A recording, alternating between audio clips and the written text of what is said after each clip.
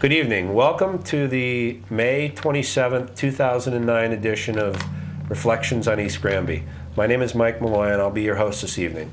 This is our fourth show, and tonight we're going to be interviewing Carl and William Pitney, better known as Bill, from East Granby, longtime residents of East Granby.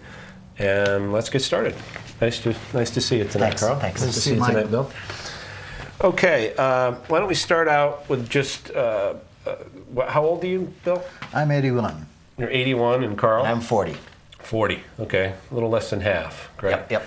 How long have you lived in East Granby?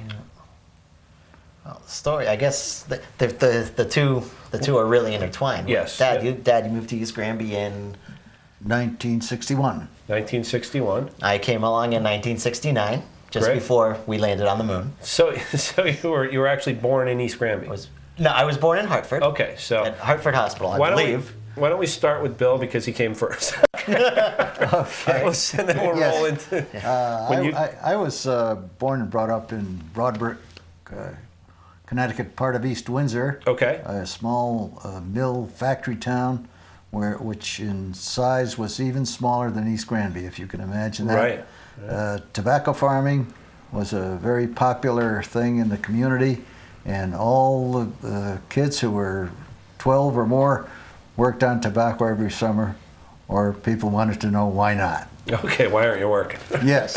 You gotta have a good excuse, right? That's right. Now, Broadbrook, that's defined in geographically how in East Windsor? That's like from the big curve in the road. That's right, from the big curve in the road. Yeah. I think of it at if you know where Rivet's flower stand is, or right on 140. Nursery on 140. Okay. Then you come to the light and turn right, go down into the community. People ask me, where's Broadbrook? And I say, well, it's a place that you never go through, but you should go to.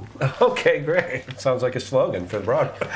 You might want to let them know about that. So I actually lived in the south end of East Windsor, Wapping, which is the southern part of the south of Broadbrook, correct? Certainly. Yeah. Certainly. So Broadbrook is that center, that's the main street? That's the main street. It's the other main street in East Windsor. There was a mill of considerable size there, employed 400 or 500 people. It has since burned across from the Opera House, where the plays are still produced on a regular basis. Okay. I went to school at Ellsworth Memorial High School after attending Broadbrook Grammar School. And Mike, you might be interested, East Windsor and South Windsor, both towns were so small that in order to have a high school, they combined their efforts. Okay. And formed Ellsworth Memorial High School at East Windsor Hill. So I actually lived there at one point. So I know where that. East Windsor students were tuition students to South Windsor in order to make up a complement of a high school, which is just about the same size as East Granby High School is today. No kidding. Now, take a look South at Windsor and today. East Windsor combined all their students for that one high school? For the high school, yes. Wow. Huh. Yes. Far cry from today, huh? They're both fairly substantial far cry towns. from today, yes. Interesting. So you had, so take us just through a brief history of how you bring us up to your getting married. And Up to date? Well, after high school, I went to Bentley in Boston, now Bentley University, and got my education, and then went into the Army for a period of a couple years, serving in the Philippines, which was immediately after the war. Just past We Shall Return. You were one of the returning guys. I saw those beaches and saw a lot of devastation. I can imagine, which Manila had not yet been repaired. And those years were 40. You said 46. Roughly 46 to 48. Okay, so that was real close to the end of the war. Yeah. So. Yes. After that, coming home, I was married. Let's see, Marie, I should remember 1957. Okay. And you married Marie. Married Marie, who came from Willimantic, and where'd you meet her? Marie is of Italian heritage, but I met her at a German club. Okay, typical great American story. It's part of my history is that I became interested in German music, and for about 20 years or so, I had a six-piece German Oompa band. No kidding. Appearing with all the lederhosen and shorts. And do you still have the hats? I have the hats. We should have brought you in full. all the gear you need. That would have drove the ratings through the roof. Get the Oompa member here. My beautiful niece. Oh, that's great. That's interesting. So you met her. Were you performing when she came? Or? Yes, I was. Yeah. I was with a little group at a German singing society in Rockville, and she had a date with a fellow named Nelson. But Nelson didn't seem to be very interested, and somehow I was introduced to her, and before I knew it, there we went, Mike. Didn't mess around, did you? Struck up a tune. Beautiful. All right, so just thinking back real quickly, what your hometown growing up, what was that like? I was one of 5 children. Okay. 5 boys, no girls. So we had our own basketball team. Wow. And I the grew Pitney up, team? the Pitney team. No, That's not great. really, not really. But that was a family joke. Yeah. I think one of the interesting things might be to tell you that we spent our summers at a small cottage in Crystal Lake in Ellington, where there was no electricity, no telephone. Wow. So you can imagine living for 10 weeks with a fairly large family in a fairly small cottage with no kerosene lamps, no plumbing. The Iceman cometh, and all those things. A wonderful, wonderful way for boys to grow up. Like a Boy Scout camp for the whole summer. Exactly. Wow, great. Plus you had the lake right there, so you didn't need air conditioning, right? That was where, unfortunately, we had no bathtub either. Oh, really? So we went far off in one corner and cleaned up. Yeah, it's a Sunday night. The whole lake was bubbly from the pit. Right? All right, so that's I think that gets lost on most people how technology has evolved so quickly, and that it was less than 100 years ago that we were still. Our guest last week was talking about plowing the fields in the 40s with horses and mules, and they didn't have tractors extensively yet. But we've in 50, 60, 70 years we've leapfrogged all that. And it's interesting to hear some of the older stories that how different it was. A lot of progress. After marriage, of course, along came Lynn, my daughter, and Robert, and then came Carl. Excellent. And what did you do for a living? I was financial officer for a small manufacturing company called PA Industries in Bloomfield. Went through 5 owners, and somehow kept my job as CFO. You were doing something right. Either that or I wasn't smart enough to move on. The numbers, nobody else could add up the numbers there. That's right. That's right. You don't fire the accountant, right? You're right. Anyway, so that got you went from Broadbrook after you got married. You lived where? I lived in Granby for 5 years. Okay. Right across from Geisler's. All right, right in the center. And then went looking for a place to build a home. Looked around at all the neighboring communities and decided that East Granby was just the type of community that we wanted to be in. Beautiful. Now, have you lived in that same house? Yes, we've lived in the same house since Really? 61. Wow. Had it built. Bought the land from a man named Dudley Seymour.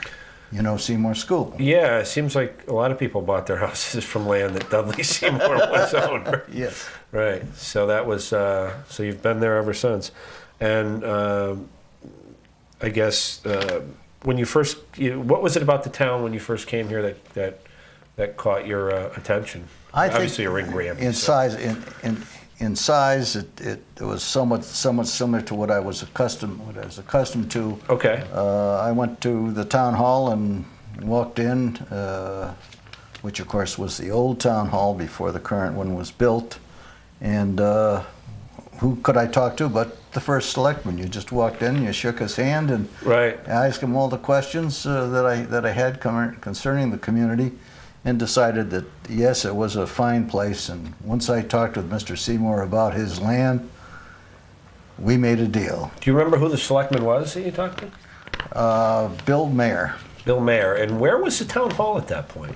The town hall was where the Northwest Community Bank is. On School Street. In fact, on School Right. Street, there was the fire station on the lower level, and upstairs was a small area where they had parties and things Okay. like that. And I do believe the town hall was there.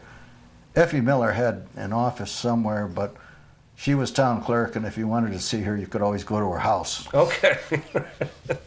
Things haven't changed that much. You know what I mean? It's a few more employees, but not many. So you ended up with a house in East Granby. You had interviewed the selectman to verify your purchase, and you came in. That's right. So thinking back to the time that you remember in your childhood, why don't we jump over to Carl here, and well, first of all, why don't you tell us the name of your children and your spouse? I have a 5-year-old, William. Okay. I have a 4-year-old, Sean. Okay. William is a kindergartner, and William came home to us from Korea. We brought him home from Korea. Wow. In March of '04. Interesting. So and then, wouldn't you know it, we ended up pregnant with Sean. So God gave us 2 wonderful gifts in 2 very different, exciting ways. Yeah, absolutely. So well, backtracking a little bit, Stephanie and I got married in 1997. Okay. And so here we are with our 2 kids, and I'd started to. I've been ever since I've been out of college. This is kind of a funny thing because I'm trying to go through. Yeah, things, you know what? Why but, don't we? Because I'm confusing. I started with your kids. That's kind of late in your life. But I'm very young. Sorry, that was a curveball. Why don't we start with your memories of childhood? My memories of childhood in East Granby. You were right on the hill there in the middle of East Granby. What are you? Right on the hill in the middle of East Granby. Well, of course, the Seymours still lived in their house, right? Which used to be the farmhouse, the only one there. At the bottom, you live on the corner of George. To Washington Ridge Road. To Washington Yep. Ridge, right? And their house was now it's 3 houses. Now it's 5 Washington Ridge, I believe. 2, 4, 6. They live in 6. Or the Seymour's house was. Oh, they were actually 6 on Washington 6 Washington Ridge Road. Okay, Yes, for some reason I thought they were in that house down in the corner there. Certainly. Of course, I think before he started selling land there was no Washington Ridge Road. There was just a road. That's right. To his so house. he just had one house sitting up on the hill there. And farmland, I would assume. It's at some point, and of course he developed Washington Ridge, Jefferson Drive, Okay. and Mount Vernon Drive. Right. If you get the connection. Yeah. It's kind of a man he was. I remember. Oh boy! I remember Christmases at the house. Very warmly. Yeah. Family times. East Granby things. It's so strange because I remember Allgrove School seemed quite large. Right, yeah. And it wasn't Allgrove School, of course. It was Center School. Okay. But my principal was Mr. Allgrove. In 2nd grade, I had in 2nd grade, I had Mrs. Pinto, or I had Miss Pinto. And of course, Miss Pinto got married and became Mrs. Harkin, and now my son William has Mrs. Harkin. Wow. For kindergarten. That doesn't happen very often. No, well, in our family, it might happen. Happen a lot. There are a few others, and of course, now I find out Mr. Strauss, Leonard Strauss, is out. He's out for a fairly short medical leave, but right. Who's his stand-in? Who's taking the reins for the Allgrove School? But Tom Heffernan, Mr. Heffernan, and I had Mr. Heffernan in 7th grade. Wow. So it's like a recurring theme for you. It is. It is. Spin the wheel and see which person from the past. Yeah, it's true. It's true. Yeah, I meet people who are my peers a lot of the time. I meet my old teachers. I'm on Facebook. Right. the social networking site. Right. And there was somebody had a connection to somebody named Allgrove. I said, is that? I asked the person I knew. I said, is she related to Carl Allgrove? And she said, yeah, that's her daughter, or that's his daughter, rather. Interesting. And I said, well, this world gets smaller and smaller and smaller. Yeah, especially with the networking on the internet. It is. All over the place. It is. Keywords find people you never run into in life, right? Yeah. So has it grown much since you were a child? It really hasn't. Yeah. Coming back here, I've been in an interesting position, I think, because basically spent, from birth to age 18. Then I went off to school at Worcester Polytechnic, WPI. Yep. Took my degree there, my undergrad degree in management engineering, and got into healthcare information technology. And I've been in that, since I graduated in 91. I've basically been in that field with first a healthcare system and then 3 different software vendors. And where was I going with that? You got us up to where you were in college. And you had the opportunity to go away from East Granby and come back. And now, how long were you away? And you went to college 20 years, really. So basically age 8, So you graduated high school, you went to college. Went to college, stayed in central Massachusetts for those 20, for those 18 years. Yeah.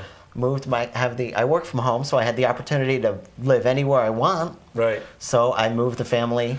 We started looking at Connecticut, and we decided East Granby would be a great place to be and have the kids close to my brother, who's in Summers. Okay. With his wife. My sister, my brother's in South Windsor with his wife. My sister's in Summers with her family.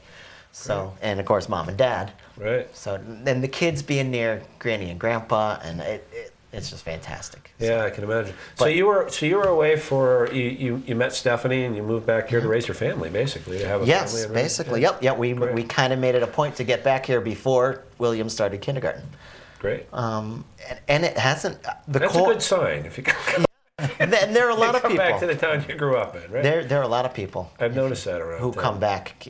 Yeah. Kids who come back, and it's not only exclusive. A lot of people come back at least to the area. Right. I have other friends who are in Simsbury, Granby, Suffield. Okay. So it's exciting. So that gets us where? How long? How long have you been retired? I've been retired 16 years. Wow, great. So you're enjoying it. Oh, very, very much.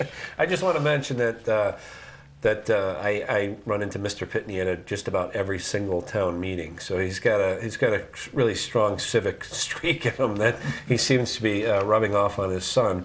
Mm-hmm. But I think of all there's a few others, but you're one of the most frequent in attendance at the various town meetings. So so now we're going to start the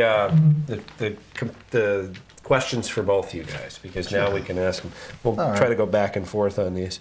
I talked to Carl about growing up in East Granby. What were your impressions about raising children in East Granby? What was the thing? Anything stand out? Well, it was one of the reasons. Of course, Mike, we moved to East Granby, and we thought that it would have a certain advantage to our family. We had no children, believe it or not, at the time we built our home. Interesting. In East Granby, but within a year or two, sure enough, along they came. Which good water, clean air, good water, whatever it was, and frankly, the education and the social content of the community was just about what we were looking for. Okay.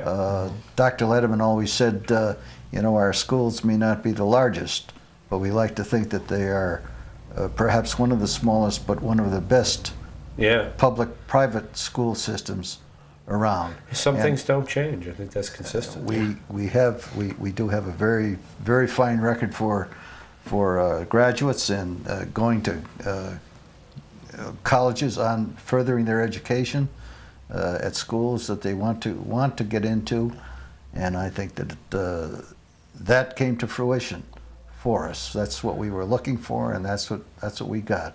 All 3 of your kids, you were happy with the education. You were happy with the They went to their college or university of choice. You can't ask for anything better than that. You really can't. No, that's great. Yeah. So that's good. So now that we've got us to that point, why don't I guess what I try to do is try to stay somewhat focused on East Granby, but feel free to kind of wander if something strikes your memory. Basically, I'll ask each of you this question. What are the biggest changes in East Granby? I think you kind of hinted at that a minute ago by saying not much has changed since I think, and kind of the second part of that, right. I think the core, the feel of the community it's very much the same. Okay. As it had been. I do feel.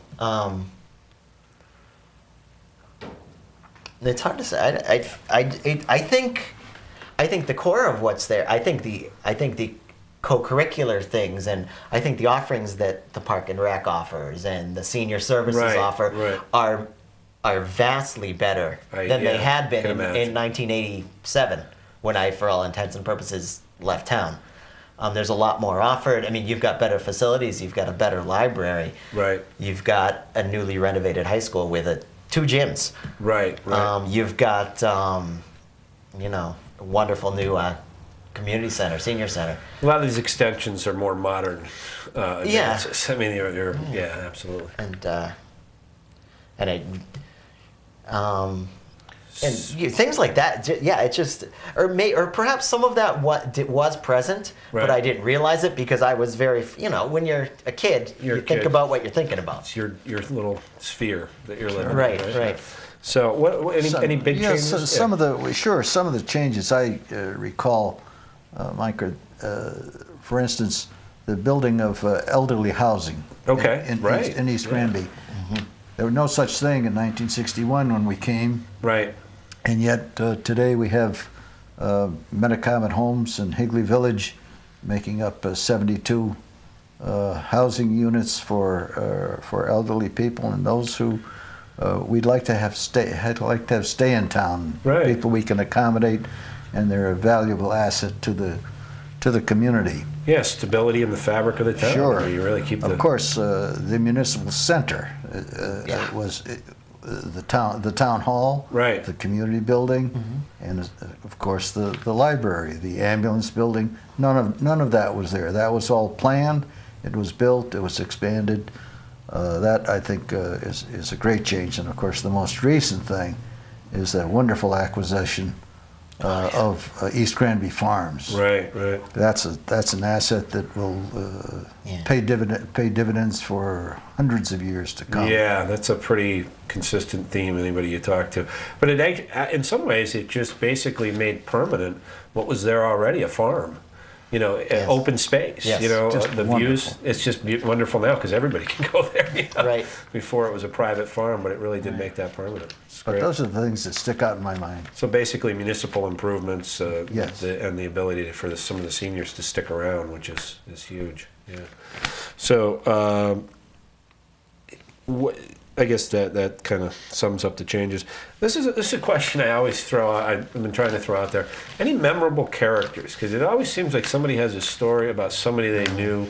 And this, maybe it's just, my bias. I'll stop asking this question after a few more episodes. If nobody, but anybody, there's always the story that somebody tells. I'll go first because I think Dad's is better. Oh, okay, great. But I'll warm it up here. Sure, yeah. My memorable character is the bus driver Popeye. Okay. We had a bus driver. Yeah. And I'm not sure what his real name was. And this is. Yeah.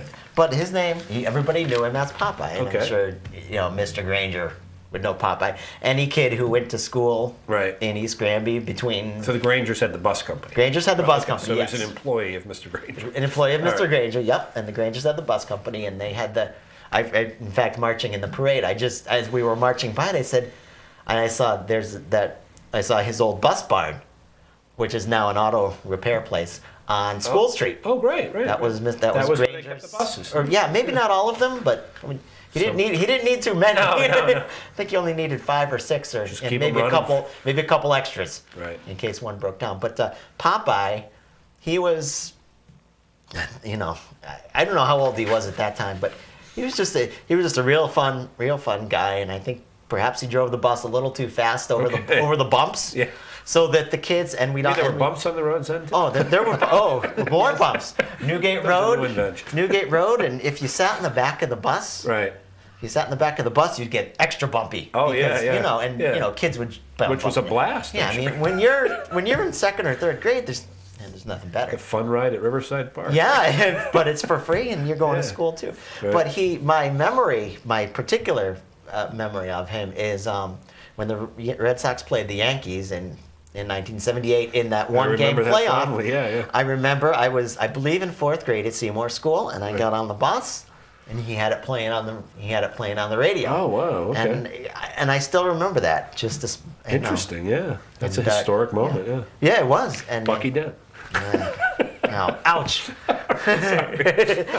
Despite the fact that I think my bus ride was if anybody look up the geography to get from Seymour School to 2 Washington Ridge Road is all of maybe a mile and a half. Right. Maybe 2 miles if it's really. Yeah. But I just remember they did that. He passed on, and I found his obituary on just the recently, right? Within the last maybe year? a year and a half ago. I remember. Yeah. And I posted on his obituary, his guest book on the internet. Yeah. And I said, thanks Popeye for that. That was my memory of him. Memory. So. He keyed you into something you would have missed. I'm sure because of that, I went home and I went right to the den and I turned on the TV and I flipped the channel too quickly to the. Those were some of the last days when the whole war. Well, that's a pretty big one. 1-game playoff between the Yankees and today. I think. Yeah, that would be a huge one. But I remember today. the whole town kind of almost shutting down for a few minutes there, a few hours. Anyway, so you have who's your character? Well, my character, I'm going to have to return to the one I mentioned before. Okay. Our Dudley Seymour. Okay. Who lived 2 houses down, and I bought my land from, was a bachelor and a farmer. Okay. Talk about public service. Really? I checked with the town clerk in preparation for this meeting. Yeah. Dudley served for 41 years on the Board of Education. Wow. As they called it prior to the naming Board of Education, they called it the School Committee. Okay. But he served there for 41 years, and many of those years, I couldn't determine how many, he was chairman of the Board of Education. That's quite a testament. And in addition to that, he was, and somewhat at the same time, he was first selectman. Wow. Now that may account for a very good road we have in front of our house, and the fact that if you look at if you took a look at the house, which is still there, now occupied by the Perkins, there are 3 huge garages in back with high overhead doors, so that the town trucks could be stored there. So he stored the town trucks on his property? At his house. Dudley was Dudley was such. You know what? He's lucky he wasn't married, because he never would have got away with that if he was married. What are you doing with those trucks? That's the reason for that one. The story always went on the school board that no matter what was happening, when he saw that it was 10 o'clock, he'd say to them, "Well, folks, you can stay all night if you want, but I'm going home." And that was Dudley, but a great neighbor, took care of our property and plowed my driveway for years after we bought the house, and would never take a penny. A wonderful neighbor, and a great character and person for the town of East Granby. Sounds like you can give him a lot of credit for the schools that you that your kids were so well educated in. They the schools came along a little bit at the end of his end of his term. Great! Wow, those are 2 great stories. If you had, I probably should do that at the end, because it's kind of so. Acknowledging the advantage of hindsight, looking back, is there anything that you would do differently in the history of East Granby? And that's always a loaded question. And I always preface it by saying, I'm not asking you to criticize somebody, or some group, or some decision that was made. These are generic questions. Like, is there anything that you would change, that you think that that we could, because I always guide myself by the history. Is if you're not aware of history, you tend to repeat it, and for the better or worse. Is there anything that you think the town could change, even slightly, that has been lingering, or a decision that could be made? I think that's a question to a senior, Mike. I think I don't know if I have enough. I got to get another 40 years under my belt for that one. All right, I'll ask you outside. There's one that, yes, I think there's one thing that has proven to be a point of controversy, and although it was done in great faith and in the best interest of the town, but the open classroom idea and philosophy really did not work out for our town, nor did it work out elsewhere. It was a popular thing to do. It created great economy in building scale, per square foot, cost per square foot. The educational advantages appeared to be proven, and I know the people that made that decision. I knew them personally, and they were just as genuine and interested in the town as people are today. But nevertheless, I think if I had to do it over again, I wouldn't have. You'd whisper in their ear, "Don't do that." Don't do that. Put up some walls. That's right. That's interesting. Well, since we're on the observations about the town, why don't you just give a brief history of some of the things that you've done? You mentioned that you were on a few boards and you were on a commission there for the charter. Well, yeah, Mike, I did serve on the charter commission, which of course failed. But I'm going to just pick up my my list here. What I've done in the community. Oh gosh, the high school renovation building committee. I was treasurer of the Boy Scouts before we had children. I was on the council, which then existed. Library. I'm now library board treasurer. In community service, the business I was associated with was located in Weetog, part of Simsbury. So I served as president of the Simsbury Chamber of Commerce for a year. I was on 2 regionalization study commission. I'm sure you hear today. We still hear people who say, "Gee, we should regionalize." Well, I can only say from personal experience that yes, maybe we should regionalize, but there was. After all our hard study on 2 occasions, the towns just were not interested. Our town was interested. East Granby was very much pro-regionalization. But unfortunately, the other towns being considered were not, and therefore it failed. Yeah, the legislature's really pushing real hard, so if there's still that impetus within East Granby, I'm sure that's going to be, I know they're really focusing on making money dependent, state money's dependent on, and they just did it with the rails, the rail equipment that they bought, the rails to trails, the Greenway. That was bought cooperatively, and I think that's a small step, but I think once they see that it works. But it's a good, it's a great move. It's a good move. So. Okay, so and you're actually involved. I'm involved. Actually, if you go back, I do remember I was the student representative on the Park and Rec Commission. No kidding. Wow. One year. Right. When I was in high school. Right. And now I'm on the Parent Advisory Council. For the PTO. For the Board of Ed. It's separate. Yeah. Right. It's Board of Ed. It's we meet on a monthly basis with Leonard Strauss and Scott Lawrence. The respective principals of the 2 elementary schools. And we discuss different aspects of education, what's new, and those sort of things. And we're going to work in the future to make that more of a conduit so that people understand that it's there. Right. And so that, because obviously all of us can't have a face-to-face meeting with Mr. Strauss and Mr. Lawrence. It just wouldn't work. But it occurred to me, what are we really doing here, and is it really that much? How much value is it if it's just 12 of us sitting in a room with the 2 principals, 2 elementary principals, rather than people should at least know that they can converse with us, and we can be a we can facilitate a conduit and facilitate that Absolutely. conversation. Yeah, that's great. A face-to-face conversation, by design, not a written tool, a verbal tool. Right. Right. It's funny because I always think that's as along with the members of the Board of Education, I think that a more public face and interaction would be helpful, because I think there's a lot of things that people are.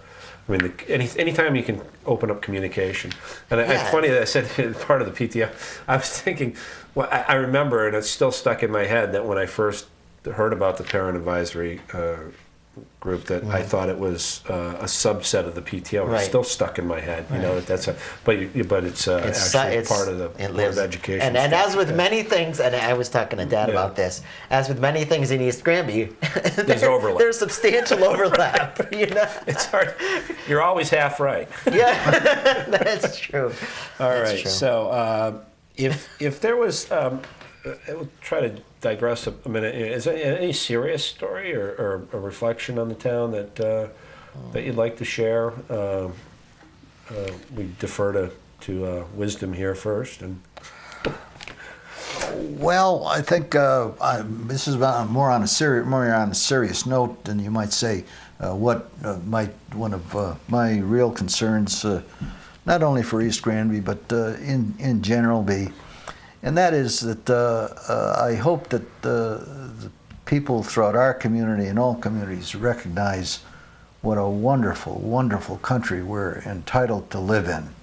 If you go into so many other countries throughout the world, right, you find poverty and living conditions which are far from what we have. And I know that it's very popular these days to be critical, and there's nothing wrong with finding fault and criticizing where it is due.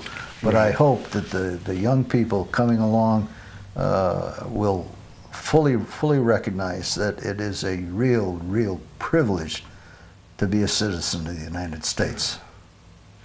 Yeah, I agree. I think that dissent in the name of improvement's one thing, but you still have to reflect on the big picture, which is we live in the best country we can make as citizens, because we are a free country. So, but great. I think that I don't know. I think that I'll steal your, because I know we were talking about it. We were kind of discussing, just trading ideas earlier on. That's what we were hoping off camera, but yeah. No, Dad was talking about, and I have to agree. I mean, the public servants in our town and in any town, the ones that don't get paid or they get paid very little, volunteers, like the volunteers on the Board of Ed, on the Board of Finance, they work, and even our selectman who does get paid, but they do commensurate always with what they should. Right, he's wearing Right. I mean, and along with all our educators, everybody who works for the town, anybody who serves the town in any way, I'd like to see. I think I'd like to see an appreciation for what they do. Right. No matter how you feel about their political leanings or their issues, generally they're working hard, and they're working for what they feel in their heart is the best best for a town. And I think going forward, I'd like to see an air of respect. Respect and honesty and disagreement. Disagreement's natural. We're not all gonna feel the same way, but I'd love to see that. I'd love to see that moving forward. A little more deference to the efforts being put forward. Deference to the efforts. That's a good point. Deference to the will of the people. Just honesty and straightforwardness. Yeah. And I enjoy dealing with people who are honest and straightforward, and sometimes they burn me a little bit. But if I've developed a relationship first, then I can take some of their. If they're very direct with me, I can understand why. I know where they're coming from, and we can work it through a little bit better. Especially on local issues, because so many of them are just perception and points of view and stuff like that. If you can't shake the hand of the person that you're debating with, then you should probably step back, and take a breather, because regardless of how heated your disagreement may be, you got to be able to respect each other. I think that's an important lesson. I mean, I think some people lose sight of that. I do. I think that they carry that outside of of the arena of debate. You know, if you can't have a beer with the guy afterwards, you probably should look in the mirror. But you're right. It's great. This is a question I just thought of yesterday, and it reflects more on what would you and I got there's a list of interview questions that I read through every interview, and it's like 500 questions, and I try to pick out some. And I thought this one would be interesting for what would you like, because we have the two of you here together. What would you like your children and your grandchildren? Maybe next year we'll get all three of you in here, right? The three generations. Grandchildren to remember about you if you were to put something in a time capsule. You fortunately, we're going to have copies of this saved, and we'll get you a copy, so you'll have less to worry about them. Remember, because we'll get to see them no matter how long they live, right? But seriously, is there any one I thought about that a bit. I can sum it up in very few words. Yeah. Just remember the good times. Okay. All right. We've had lots of them. We're still going. Right. And we'll have lots more, I hope. So keep smiling. That kind of fits your personality. Yeah. In your case? Yeah, I'd say the same thing. I mean, we're so. You guys must be a bunch of laughs. We're so. We are. We're really blessed. Okay. So. We've got a lot. We've got a lot of good going on here. And there's a lot of. Everybody's got things going on that are not the way they'd want them to be. But. Right. I'd like to get what I'm really trying to imprint on my kids and on myself really too. I mean, I'm a work in progress too. Is to kind of set priorities. Okay. God first, family second. Right. And career third. Right. Of course, they're all intertwined. Right. But your faith in God, your Creator who loves you, is the most important thing. Right. And your family is an outgrowth of that, and your career is an outgrowth of that, and the way you support that. Yeah, it's a good. I think it sounds like a great template for life. It is. Pretty successful. Not always easy to maintain, to stick to. Yeah. Yeah, right, It's right. a little easier said than done, but it's nice when you have a simple tool like that to kind of pattern yourself, Right. Yeah, it keeps you optimistic. Keeps you optimistic. Keeps your head in the right place, and like it's another way of saying, remember the good times. Think of the blessings you have. And I always think it's a good point. You put your God or your religion, or in other people's case, whatever it may be, something outside yourself. Right. Because if you're focused too much on yourself, it gets pretty. It's a pretty small world. It gets boring, Mike. Either you beat. It's not very funny either. Either you're one thing or the other. Either you're beating yourself up. Right. Or you are your own God, or you're only living for yourself, and you become very selfish. Not a good place to be. Those aren't neither is a good place to be. No, that's great. If you could give, and this is kind of a segue from the other, if you could give one piece of advice to young folks, what would that be? That's my favorite question, by the way. I was thinking, the wisdom of life. It's not always easy, but if there's one. I mean, maybe you just summed it up with be thankful for the good times. But feel free. Well, yes, that in part, but look at the glass half full. Okay. Recognize what we have and work to make it a little bit fuller every opportunity you get. That's way. Stay busy. Don't get yourself in a rut. Okay. Work to be better and to make things better for other people. Super. You're a really positive guy. It shows, right? You raised some great kids, and so you and you're anything that you'd like. I mean, you're kind of young. I'm still, I mean. But I always think of this is kind of a little bit. But what if you weren't here tomorrow? You know what I mean? What would I mean? I'm not trying to be. But what? Well, I want my kids to know that I love them more than anything. Yeah, that's the most important thing. And that God loves them even more than I can imagine. Right. I don't know. I'm the kind of person who doesn't. I don't know. I don't. For that that one thing is kind of a rarity. I kind of go along with life and I try and let things guide me, but I don't. I don't generally encapsulate them. I learned how to live from my dad, right, and my parents, and my family, and the family that I grew up in. Right. It's good to copy. It's a good. It's a good. It seems like a pretty good template. So thanks. Right. Thank you. And I'm just trying to pass that on.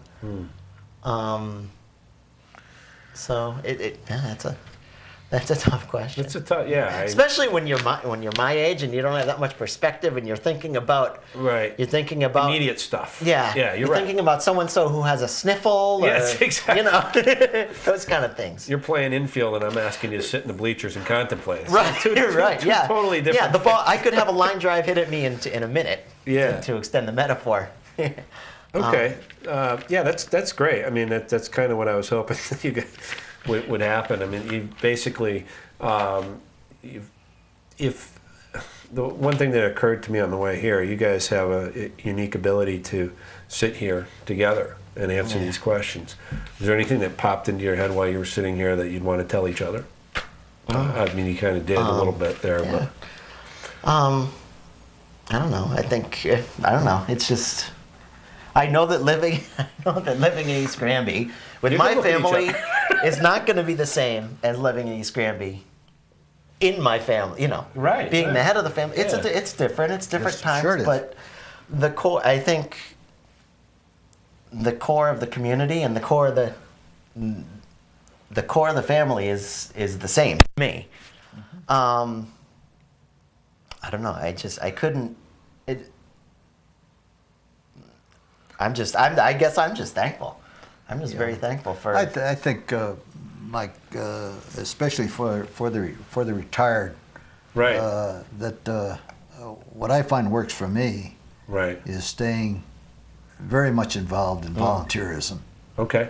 And doing what I can, and 99% of it is for somebody else, but there's still a lot left, a lot more than 1% left for me, because I get great reward working with the elderly. I go to Enfield a couple days a week in the mornings and to a nursing facility and work with people and the reward you get there, plus what I try to do around town and with people with our family. Of course, I do want in an interview like this, I do want to be sure and mention that one of the things that brings all this together is my lovely wife, Marie. Right. And it's the glue. Plug Marie. It's the glue that keeps us going. Right. And at the time, I was had a growing family. I was working in the full time and with my day work, and just about every weekend I was out in the music business, performing somewhere. She kept the family together. She kept right. she kept it going and didn't say a word. So I know we both want her to know how much we love her. Yeah. That's great. Well, I just want to end up with saying that Mr. Pitney, Bill, was one of the first inspirations for this show, actually, in doing an East Granby focus, because I think it was about 3 or 4 years ago when I was just first starting to think about doing this. I met you around the time that the charter was going on, and I got a chance to talk to you, and I thought, this is one of the guys I'm thinking of. You know what I mean? He's involved in town, he's got opinions, he's got ideas, he's seen a lot.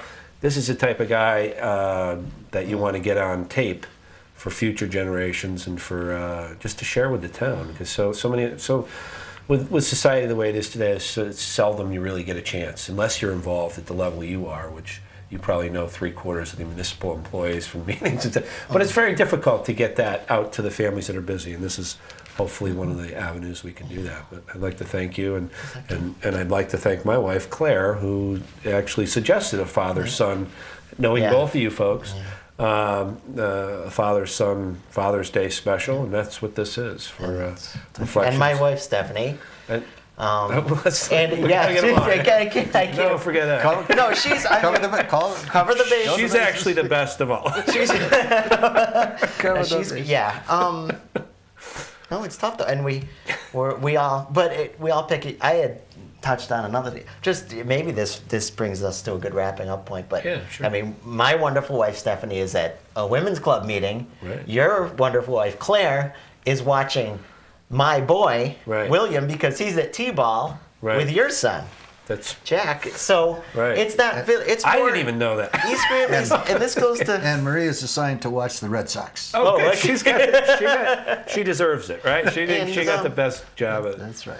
But I'll say, I think, and this, when I think of you, growing up in Broadbrook and coming to East Granby, especially, and as it was now, and even after, as it was then, in the '60s, late '50s, early '60s, and even as it is now, it's much more village than it is city or large town. Yeah, we've East got Granby, all these.